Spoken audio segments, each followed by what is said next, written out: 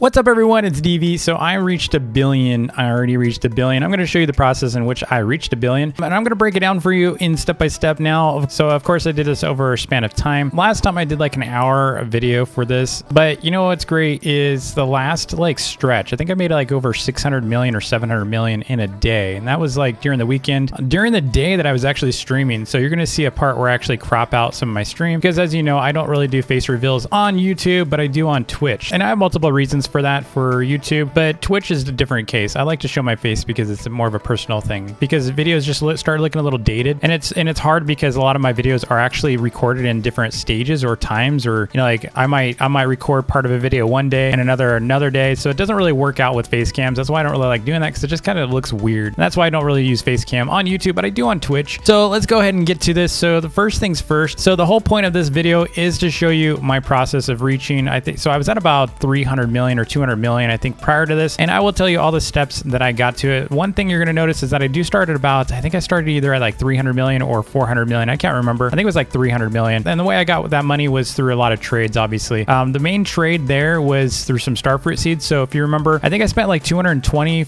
million or 240 million on Starfruit Seeds for, I think I spent about 60,000 per seed at that point. And that was because I wanted to make sure my friend got some profit. So he did the trade so that I wouldn't have to go through a big pain. So he got them for 50,000 a piece, and I paid him 60,000 a piece so that he'd make some money. And so of course then I did my Starfruit seed video, if you remember that, and then I sold all those seeds and made a profit. I sold them for about, I think I sold them for like 90 or 100,000 a piece. And Starfruit seeds, you can still sell them for that. A lot of people are surprised that they still go for that, because you can get them for about 50,000 to 60,000. But I sell out. I still sell out at 100,000, and 110,000 is really what I charge later in this video, because people were still buying it at 110,000. And let me tell you something, most players will not buy something unless they want it. Now I'm going to go into this whole mindset and process in a little bit, and you can replicate some of this, not all of it. If you don't have the pro pass, unfortunately it's going to be harder for you. This video is not meant to be a competition. So a lot of players, I'm actually really surprised a lot of players would, you know, kind of break down the process and say, well, Dark, you know, you had Robux, you were able to buy the pro pass. And it's not a competition here. If I wanted to be a billionaire, if I wanted to use YouTuber privileges, I would just take donations. So this was not a competition. Obviously it's never going to be a fair competition, because it's RNG. And then on top of that, you have change in supply and demand. It's all about timing. It's all about how much time you spend. There's too many variables to really compete and say, well, DV, it's ever going to be a fair competition against me, because it's not. I'm not an average player. I am a YouTuber. I am a content creator. I won't say that's why I get coins. I won't say that's why I sell stuff. I think that's an unfair logic. And I've already proven on alts that that's not the case. That was my whole point of the last video. Even my noob to pro videos, some people are saying, well, DV, you still only got that because, you know, you had the pro pass. Well, if you look at any of my noob to pro videos, you'll notice that I didn't even use a pro pass. I didn't use any kind of Robux, and I was still able to get millions in a day. So I don't think that's really any logic that's worth really debating, that you can actually make money in this game. It's actually really, really easy, and you can replicate some of the steps I'm going to show you in this video shortly here. I will be talking over the entire process, because I know how much I dislike watching time lapses, and I'm sure you do too. So I'm going to talk over the time lapse and explain what's going on the entire time, so you know what's up. Now, before we hit the video, be sure to hit that like button, smash the subscribe button if you are new, and I hope you learned something and enjoy the video. Let's go. All right, so first thing we're doing, we're actually going to go shopping. I was looking for things that I could flip, because, you know, I had 384 million from selling all the Starfruit seeds, and I was looking for making more money. And the way you do is you got to go shop. You got to go buy in order to make money, right? You got to spend money to make money. So I went around looking for more stuff I could buy and sell. So if you look at here, I found someone that was buying aquamarine shards for 12.50 on the public servers. I was like, yes. So I actually made like, I don't know how much I made off that. It looks like I jumped from 384 million to 385 million. And then I found this shop that actually had a bunch of spell books. They were 2 million. Now, one of the things that I'm going to tell you is stay away from title spell books. Stay away from bows. Do not try to sell these highly duped items. Too many people have duped items in this economy. So I actually made a mistake of buying these, because you end up taking way longer to sell them. Like, I had to sit around on these items for so long. You're going to see during the time lapse, they were one of the last things to sell. But you see these gilded steel pickaxes. I know I can sell those for 1.3 million. I sell them all the time at that. I've never had an issue selling gilded steel pickaxes at 1.3 million. It's just, they sell all day long. That test totem's like 5 million. I was like, oh my gosh. Yeah, so I mean, even 2 million for a Vampo. You're gonna find that Vampos and even titled spellbooks are going for under $1 million now. You can see them for like, they're selling them for like 600,000 now. It's insane. And it's all because of this duped economy. Unfortunately, the game team is trying to fix that, and I know they made a bunch of duplication fixes, but I still think it's just a Roblox issue altogether. So you can see here, I actually bought these. Thankfully, someone came along and started buying them. They especially still will buy the title spellbooks, over $1 million. But the thing you're looking for are people that are going to be given away. So you're looking for rich players who are more than willing to give away these items to other players. So you'll find a lot of players that actually have over $1 billion. They just like going around and giving away stuff to people. Thankfully, they came around and bought them, but man, I was sitting on them for so long. The gilded steel pickaxes, however, go really, really fast, as do Starfruit Seeds. Starfruit Seeds, you'll never have an issue. So anyway, I published my server, of course, so I could start getting these items out. My whole point here was to try to make a little bit of a profit. I didn't know how much I was going to make. I didn't really make a whole lot off these. Ultimately, we were going to see is as things weren't selling, I started knocking the prices down. So I tried to bump it up to test the market, see if people were willing to pay that much. The reality is they just weren't. So you'll you know, it's a slow start, and then, you know, people were definitely picking up on the like spellbook pages for 500,000. They like those. I did sell something for 1.4 million pretty easily. You can see I already sold the spell pages, and I'm just clearing these out. So I was starting to make some decent coins. You know, I tried to avoid reselling vending machines too much in this one. I could have done it. I just didn't want to do it this time because I feel like vending machines are just overpriced. If anything, I'm trying to buy vending machines these days. I don't really want to be selling them that much. I think I did sell some in this case, but after a while, I just really wanted to buy them. So then I started buying gold because I realized I had a bunch of gilded steel rods. So I started buying gold. I also started making sea lanterns. Sea lanterns are going for about 40,000, and I had a bunch of shards on me, and they aren't that expensive to make. If you think about it, shards usually cost about 500 coins. So if you buy shards and then you have some coal, just make a bunch of sea lanterns if you have that game pass. So that's a really, really great way to make some coins. So I was selling the gilded steel pickaxes pretty easily. Of course, I had a ton of them, so it took a little while, but it didn't take too long.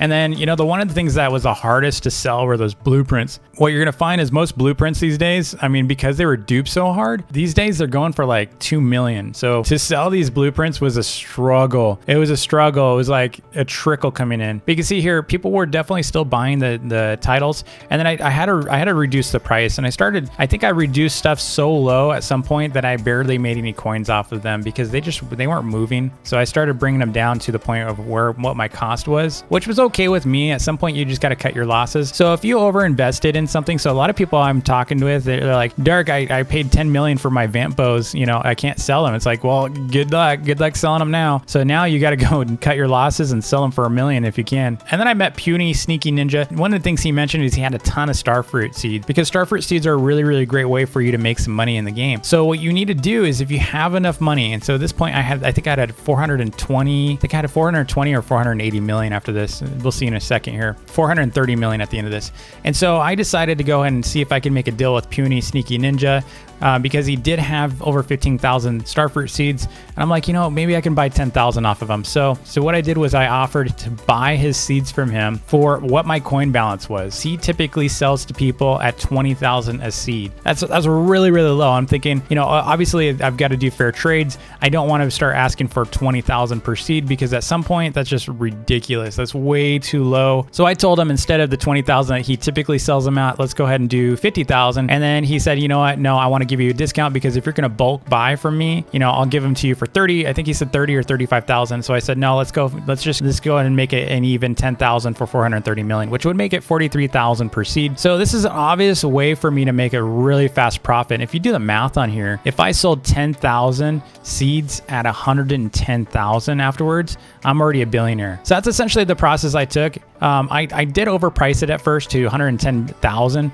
per seed, just because I thought, you know, well, maybe it'll sell. But I had a feeling that I could sell it at 110,000, because I personally was still more than willing to spend over 100,000 on seeds. And I think the market's kind of soft like that. A lot of players are a little lagged in understanding that they could still buy these things now, to players who need seeds. Because here's the thing I will tell you about seeds. Here's the thing that I will tell you about seeds. Seeds, everyone needs more than one, right? So this is why you want to stay away from trading bows and title blueprints and title spellbooks, because at least for a farm, you could need about 1,000 seeds, whereas you don't need 1,000 bows, you don't need 10 bows, you don't need 5 bows, you only need 1 bow. You only need 1 spell book, right? Unless you drop yours or lose them, or you're trying to give them away to people, unless you're trying to flip them and sell them to others. You know, no one's gonna buy 100 bows from you. Not as likely as them buying 100 seeds from you. So by buying and selling seeds, and this is the same case for berry bushes. If you remember, berry seeds were a really great way for you to make money because people were buying them at 8,000 and selling them at 10,000, right? And in some cases 12,000. And that's kind of the process I took here with these seeds, because a lot of people are still trying to build starfruit farms, because one is it makes a lot of money for them, and two is, you know, with the potions these days, the regen potions do require starfruit, so people are more interested in buying these. So I was able to sell out of my 10,000 starfruit seeds very easily and quickly. It still took me about 40 minutes or so to sell 10,000 seeds across. I think I had like 30 vending machines, 20 to 30 vending machines going. And so pretty much what you're seeing here is during my live stream, I was pretty much having to refill because people really wanted the seeds. Say, you know, a good price, if you're looking for seeds, I would be looking at around the 80,000 mark. If you can find them for 80,000, you're in good shape. But a lot of players had no issue buying these seeds. And so if I seeded one of my alts or something with 10 million just to see if I could replicate this, I'm pretty sure it would work. Even on public servers, I think I could sell it. Will it go as fast? No. Players have said this, and I agree with them. It is a pay-to-win approach because it is not fair for other players that don't have Robux to not be able to participate in this. But I would also say, on the other hand, the devs do need to make some money, and on top of that, they do need to limit how many people are using this tool for service stability, because if they have too many players in there, then what happens when they start flooding the system with low-quality farms? Trolls will start coming in there, you know, botting stuff. So, you know, Robux does kind of limit the quality. So if, you know, 1850 Robux, if you're willing to spend that much Robux, you're probably not some troll alt. So I would say that does limit some of the troll alts that come in here. But I also do get it. I get it that a lot of players, you know, are like, look, dude, I'm not a troll. I'm not an alt. I'm a main, but I don't have any Robux. I can't afford that, and that's not fair. I totally agree with you.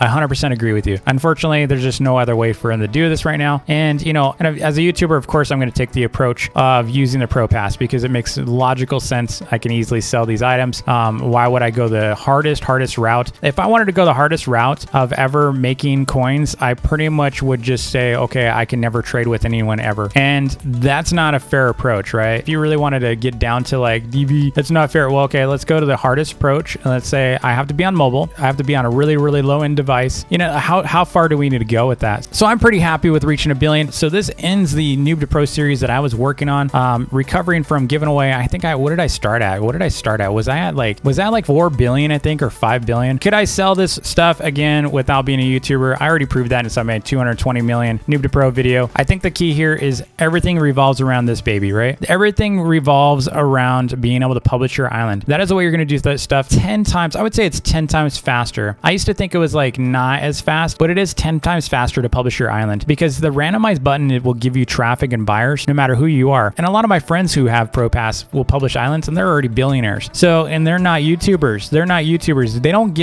They don't sell stuff because they're a YouTuber. They just sell everything in their island. And it's just a really overpowered feature. And it's actually super helpful. I just think that maybe at some point, you know, hopefully this will be free. I know they're talking about improving some things, but I'm not sure what else they're going to do. Maybe they'll make it a VIP rank feature. That'd be kind of cool too. If they could actually make it available for VIP owners as well, that would be really cool. That way you don't have to spend 1,800 Robux on it. Maybe you only need to spend 400 Robux on it. And I think that's a lot more doable for a lot of players. So I am working on some new videos here. Coming up here, I've got the new series that we're working on. It's an animated series. We got the maze coming. Got a really cool mini game I'm so excited about doing. I'm going to be picking random servers throughout the next couple of days, and I'm going to be picking some contestants. They're going to be getting a lot of cool stuff. I'm going to be dropping them tons of things. So, you know, I've got 35 vending machines here that I've grabbed. I've got my smelters still. So I'm going to be giving them some really cool rewards. We're going to play some cool mini games you haven't seen inside Roblox Islands yet. So stay tuned for those videos coming up. So thanks again for watching, and I hope to see you next time. Peace.